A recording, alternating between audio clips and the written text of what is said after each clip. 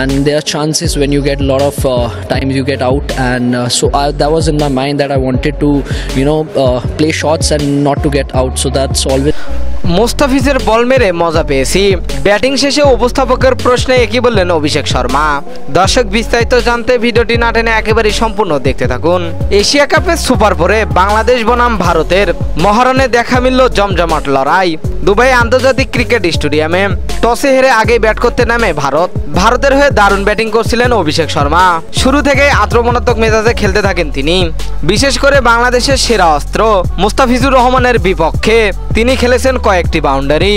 Match শেষে উপস্থাপকের প্রশ্নে অভিষেক শর্মা বললেন, মুস্তাফিজকে খেলা খুব কঠিন, তবে আজকে আমি চ্যালেঞ্জটা নিতে চাইছিলাম। ওর কাটা সোলার নাকি সবাইকে বিপদে ফেলে, কিন্তু আমি ভেবেছিলাম প্রথম বল থেকেই আক্রমণ করব এবং সেই শেষটা আমার কাজে লেগেছে।